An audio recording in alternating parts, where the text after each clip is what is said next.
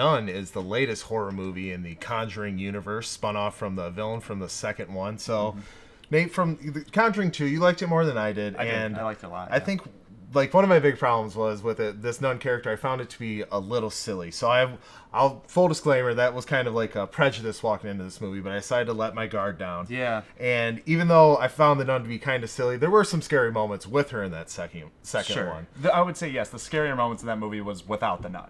Yeah. For the Conjuring 2. Yeah. So this one's got own film, own spinoff. We got Damien Bashir playing the father who travels to this monastery where all this spooky stuff is happening, and then Vera Farmiga's younger sister, Thaisa, plays the nun, or the nun in training, to go with him. So this is like a very dark kind of stylistic movie. What do you think about the stylistic choices, like, of the technical aspects of this film? Yeah, I'm glad you started with that, because one thing that I did enjoy about this movie was this gothic, graveyard, spooky. It gave me that spooky feel to it big time. I really like the style. I like the set decoration of this movie.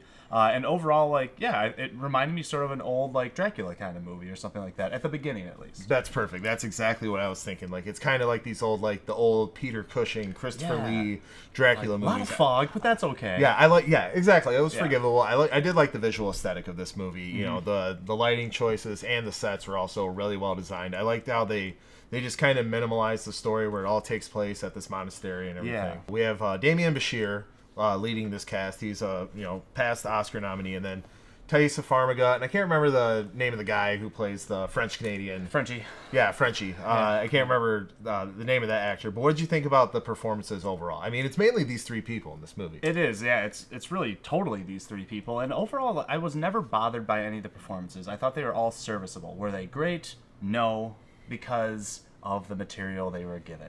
Unfortunately, these actors didn't have very much to go with here, so I almost felt like they were wanting more. These are good actors, and I felt like times they almost felt a little wooden because they didn't know what else to do at the time. It just wasn't very good writing. There was something that I found to be a little confusing. Okay. They go and pick this girl up from London.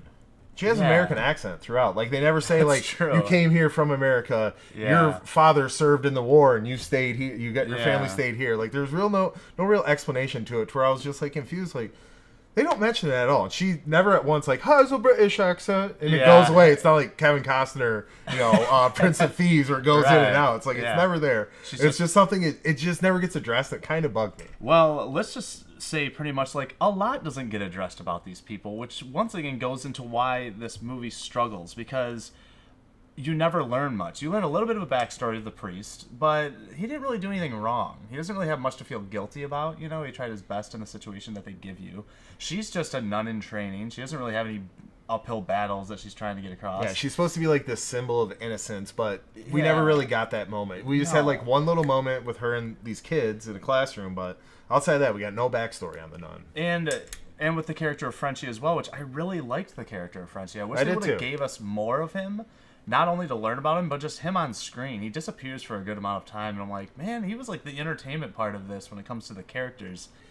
This movie really rushed along. You didn't know anything about these characters, once they started to be in peril. And you mentioned how they revealed a little bit of backstory for the priest, but that was after they're already in the situation. And then also with the scares, one, there wasn't enough anticipation built for me personally. Sure. They didn't lead us into it enough. Once again, they didn't take their time with it. I felt it was a little bit rushed.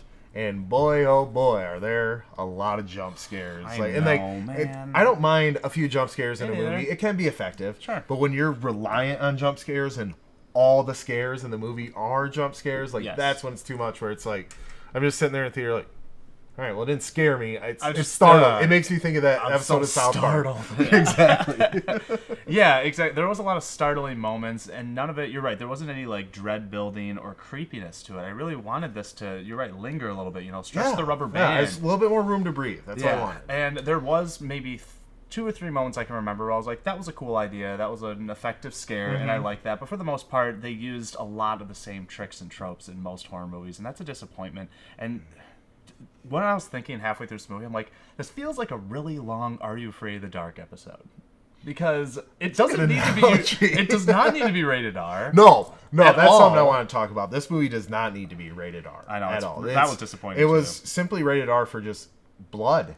It wasn't even gore. There was one little gory part where it was like the nun with like half its face off. Like, yeah. Outside of that, there wasn't any real gore. It was just a lot of blood. Right. There's no sex, no bad language, no overly violent parts. Blood. It made this movie rated R. I think they're doing this because I remember with the first Conjuring and the second Conjuring, they were like, it's rated R strictly because of how scary it is. Like, that's how they pinned it. Like, when it comes to gore or swearing or sex or anything like that in the Conjuring movies, once again, they could be PG-13 when it comes to content, but they're just very, very scary that kids shouldn't be scared like that. Right. And I think that this is trying to ride that train, but it's just not as scary or effective as the Conjuring. It's just not as well made. So it doesn't need the R rating. You might as well throw a PG-13 on there. Let some high schools go see it and enjoy it. They'd probably enjoy it more than R-rated viewers. Right, exactly. And I think that plays into, especially with how jump scare heavy the movie this is. Like, the older crowd, it's not going to be as effective on them. Like the teens, they jump at that stuff all the time, and they love it. Yeah, for a 15-year-old. They love it too. Like, so I think you're right. Like they kind of held themselves back. I also want to mention that it's called The Nun, and I think it's called The Nun because of the lead protagonist. I never really felt the nun to be the villain in this until maybe the end. But like the really, third act. Yeah. Like the evil entity in this house is the villain, and that's what. They try to solve this mystery of why this nun committed suicide, but there really is no investigation. There's no clues. It's just like they just sort of solve it really quick at the end, and then it all wraps up. So there wasn't any really clues for it or anything like that. And yeah, no investigation, and then nun just wasn't really prevalent in it. It was almost like hallucinations for these people. It was like their worst fears coming to life. Yeah, she was lurking in the shadows for like the first 2/3 of this movie. Yeah. One thing I do want to address is the tie-in to the Conjuring universe.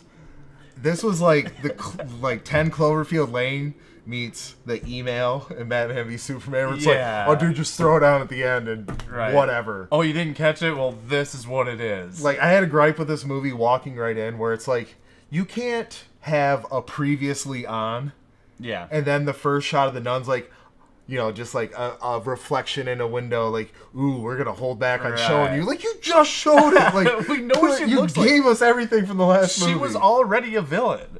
She's not a new villain. This is her second villain movie. Yeah, it was one of those things where it's like, I felt like they were trying to like, ooh, we're not gonna show the villain. Yeah. But it's like, we already know this villain. We've already seen this villain. Like, we kind of want to see the villain in this case. Buffs. All right, Nate. So we went through this movie, some of the likes, some of the dislikes, but you know. Is there anybody you would recommend this movie to? Do you recommend it? Overall, I would say that this movie, it got me excited because the spooky season's coming into play. Yeah. So my hopes were a little bit up there. And actually at the beginning of this movie, when I saw the art aesthetic of it, I was like, oh, okay. But as the movie continued, my hopes and unfortunately just my admiration for this film kept going down and down and down. So I'm going to have to say skip it. Yeah, I agree. I think this movie has too many missteps for me to really recommend that you go out and see it in the theater. Maybe if you're into the jump scare stuff, you can check it out on rental. But as far as the theater experience, I'm also going to give The Nun a skip it. Buffs. All right, so that's our review of The Nun. What did you guys think? Are you planning on seeing the movie? What horror movies are you excited for this season? Leave all your comments down below. And be sure to join us next week when we review The Predator. Yes. Yeah, a couple of big Shane Black fans here, so we're really happy for this one's coming out. We'll bring you that review next Friday. But no matter where you are, no matter who you're with, watch more movies.